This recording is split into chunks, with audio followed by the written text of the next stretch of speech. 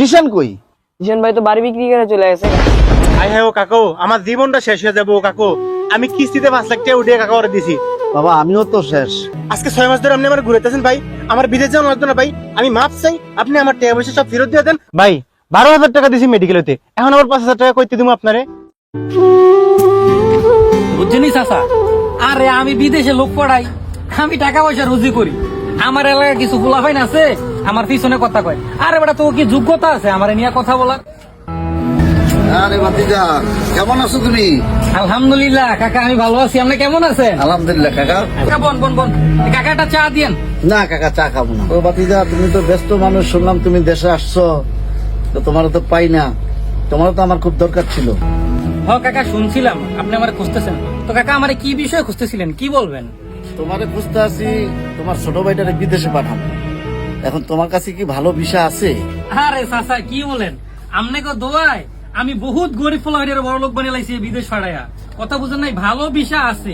আমি একটু টাকাটা বাড়িয়ে দিয়েন, আমি ভালো ভিসা দিব, ছোড়বে বিদেশ দিয়ে বড় লোক হইবার না। আমাকে দোয়া করবেন মন থেকে চাচা। ও আচ্ছা আচ্ছা, ঠিক আছে কাকা। ওই আমার একটা ফোন আসছে, আরে জার্মান থেকে ফোন আছে। কাকা সমস্যা নাই, আপনি টাকা ম্যানেজ করেন, টাকা ম্যানেজ করে দেখা করেন আমার লগে, টাকা দিয়ে যান, আমি ভিসা লাগিয়ে দিব। আর টেনশন করেন না। হ্যাঁ হ্যাঁ হ্যাঁ, আসতেছি। আচ্ছা আমি আসবো ভাতিজা, টাকা নিয়ে আইসেন। আচ্ছা আচ্ছা, আমি আসবো। আরে বড় ভাই, বিদেশটা কোনো খেলা না, কথা বুঝেন নাই? আপনি অ্যাকাউন্টে টাকা পাঠান ভাই, টাকা ছাড়া কোনো কথা হয় না, কথা বুঝেন নাই? বড় ভাই, এই কবে মেডিকেল হয়ে আইলাম, এখনো বিশ্বাসের খবর নাই। কবে বিষয় আইবো আমার? আরে তুমি এত মানে উৎপাত করলে হবে না তোরে ভাই, এটা তো মামার বাড়ি কলান, এটা বিদেশ। আর তুমি মেডিকেল করছো, তোমার তো মেডিকেলের সমস্যা, তুমি কিছু খাও নাকি? আমি তো বুঝলাম না, তোমার মেডিকেলের প্রবলেম হয়েছে, এটা আমার আবার এক্সট্রা অন্যভাবে ম্যানেজ করতে হবে। তোমার আব্বুর সাথে কথা বলছি, কথাটা বুঝো না? তুমি একটা কাজ করো, এক্সট্রা 5,000 টাকা আমরা পাঠিয়ে দাও, আমি এটা ম্যানেজ করতেছি ভাই, ব্যস্ত আমি। ভাই 12,000 টাকা দিছি মেডিকেলেতে, এখন আবার 5,000 টাকা কইতে দিমু আপনারে।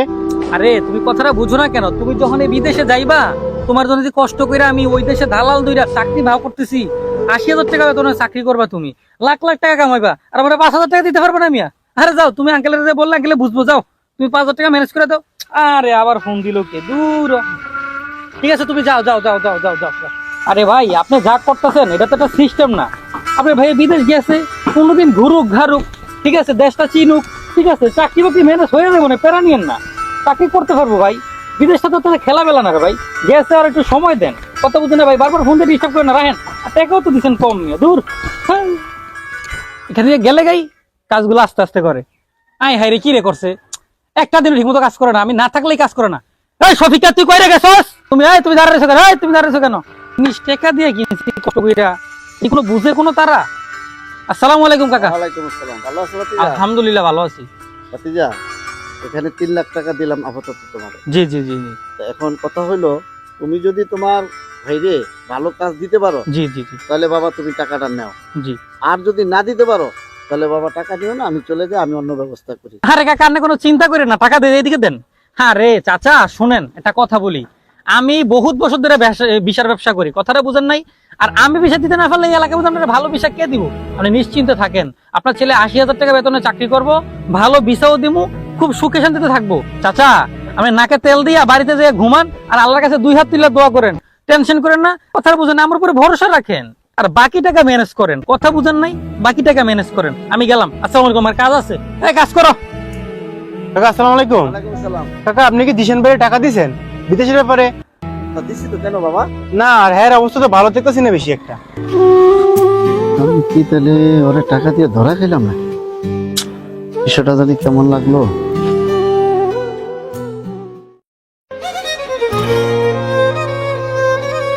বাতিজা, বাতিজা, দাঁড়া দাঁড়া দাঁড়া দাঁড়া।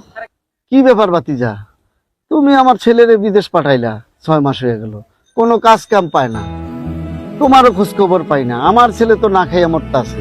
এই জিশান ভাই, ভাই আপনি কই থাকেন ভাই? ভাই জিশান ভাই, আজকে 6 মাস ধরে আপনি আমার ঘুরেতেছেন ভাই।